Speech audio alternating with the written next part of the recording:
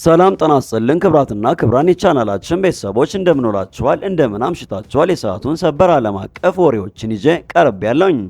ለድምፁ ጥራት እጅግ በጣም ይቅርታ እጠይቃለሁ። ዓለምን በአንድ ጀንበር ሊለውጥ የሚችል መላው የመካከለኛው ምስራቅን ቀጣይነቱ ወደማይታወቅ አዘቅት ውስጥ የሚከት እጅግ አስደንጋጭና ደም አፋሳሽ መረጃ አሁን ደርሶናል። የኢራን አብዮታዊ ዘበኛ ቀኝ እጅ የሆነው ጃቫን የተሰኘ ጋዜጣ ለእስራኤል እጅግ አስፈሪና ታሪክ የማይረሳው የመጨረሻ ማስጠንቀቂያ ሰጥቷል።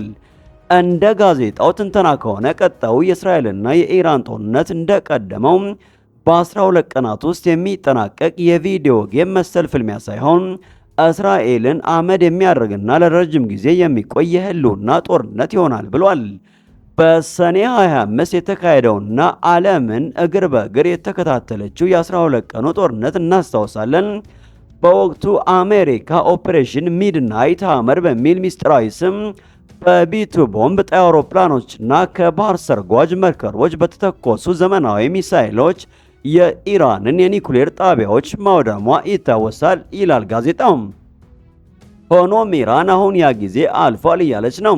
እስራኤል በሺዎች የሚቆጠሩ ሚሳኤሎችን በየዓመቱ የማምረት አቅም ያለውን የኢራን ጦር መሳሪያ ፋብሪካ ልታቆም አትችልም። ይልቁንም እስራኤል በውስጣዊ ፖለቲካዊ ክፍፍል፣ በማህበራዊ መላላትና በአሜሪካ ድጋፍ ላይ ብቻ መደገፏ ምክንያት ለረጅም ጊዜ የሚቆይ ጦርነትን የመቋቋም አቅሟ ክፉኛ ተመቷል ስትል ኢራን በይፋ ተሳልቃለች። ይህ ጦርነት የሚለካው በሚሳኤል ብዛት ብቻ ሳይሆን የትኛውም ህዝብ ለረጅም ጊዜ መጽናት ይችላል የሚለው ነው በሚል ኢራን የስነ ልቦና ጦርነቱን ወደ ሌላ ደረጃ አሸጋግረዋለች።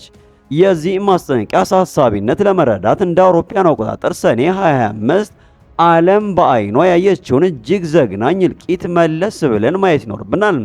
አሜሪካ ለዘመናት 10 ዓመታት ስትከተለው የነበረውን ጥንቃቄ ወደ ጎን በመተው በኢራን መሬት ላይ የመጀመሪያውን ቀጥተኛ ጥቃት የሰነዘረችበት ወቅት ነበር።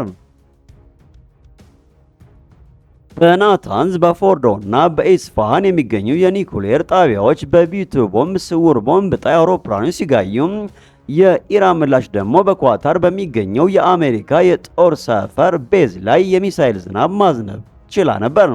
ይሁን እንጂ ኢራን አሁን እንደምትለው እስራኤል ያላትን ባለብዙ ሽፋን የሚሳኤል መከላከያ ወይም አይረን ዶም ለከፍተኛ ድካም ዳርገነዋል፣ አቅሙንም ጨርሰነዋል እያለች ነው ኢራን። የእስራኤል ባለስልጣናት ሳይቀሩ አሁን በኢራን ሚሳኤሎች የተጋረጠው አደጋ እውነተኛና ሊቀለበስ የማይችል መሆኑን በሹክሹክታ መናገር ጀምረዋል። ይህ አዲስ ስትራቴጂካዊ እውነታ የሚያሳየው ቀጣዩ ጦርነት በአየር ላይ በሚደረግ የበላይነት ብቻ ሳይሆን በከተሞች ላይ በሚዘንብ የሚሳኤል ጋጋታና በማያቋርጥ የድሮን ጥቃት የታጀበ የፍጅት ምዕራፍ እንደሚሆን ነው። ነገር ግን እውነተኛው የቦምብ ያህል የሚፈነዳው ዜና አሁን ከወጡ የሚስጥር ሰነዶች የሚገኘው መረጃ ነው። ለዓለም ሕዝብ ተደብቆ የቆየውና አሁን ይፋ የሆነው የጆርጅ ደብሊው ቡሽ እና የቭላዲሚር ፑቲን የሚስጥር የንግግር ሰነድ የዛሬው ቀውስ መነሻው የት እንደሆነ በግልጽ ያሳያል። እንደ አውሮፓውያን አቆጣጠር በ2001 ፑቲን ለቡሽ በግል ሲነግሩት ኢራን የኒኩሌር ጦር መሳሪያ እንደምትፈልግ ምንም ጥርጥር የለውም በማለት በወቅቱ በግልጽ መስክረው ነበር። ዓለም ዲፕሎማሲ እየተባለች ስትሸወድ፣ ፑቲን ግን የኢራን ባለሙያዎችን፣ የሩሲያ ሳይንቲስቶችን በሚስጥር ሲወተውቱ እንደነበር ያውቁ ነበር ብለዋል። እንደ አውሮፓውያን አቆጣጠር በ2005 በኦቫል ኦፊስ ውስጥ የተደረገው ውይይት ደግሞ ይበልጥ ያስደነግጣል። ቡሽ ለፑቲን ሲናገሩ እስራኤል በኢራን ላይ ጥቃት መሰንዘር እንዳለባት ከተሰማት ሲኦል ይከፈታል በማለት ዛሬ እያየን ያለውን ትርምስ ከ20 ዓመታት በፊት ተንብየውት ነበር ይላል መረጃው።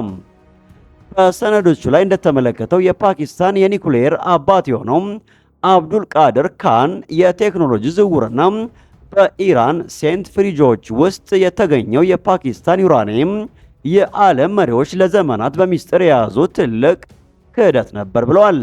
ዛሬ ላይ ቆመን ስናየው ከ2001 እስከ 2008 የነበሩት እነዚያ ሚስጥራዊ ስምምነቶችና ማስጠንቀቂያዎች የ2025ቱን ኦፕሬሽን ሚድናይት ሃመር የወለዱ ነበሩ ብለዋል።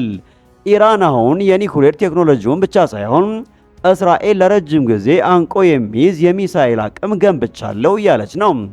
በሶቺና በስሎቬኒያ ቤተ መንግስቶች የተጀመረው ይህ የጥፋት ድራማ ዛሬ ወደ መጨረሻው ምዕራፍ ደርሷል።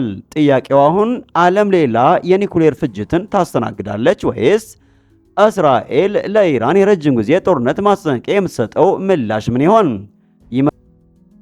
ጥያቄው አሁን ዓለም ሌላ የኒኩሌር ፍጅትን ታስተናግዳለች ወይስ እስራኤል ለኢራን የረጅም ጊዜ ጦርነት ማስጠንቀቂያ የምትሰጠው ምላሽ ምን ይሆን?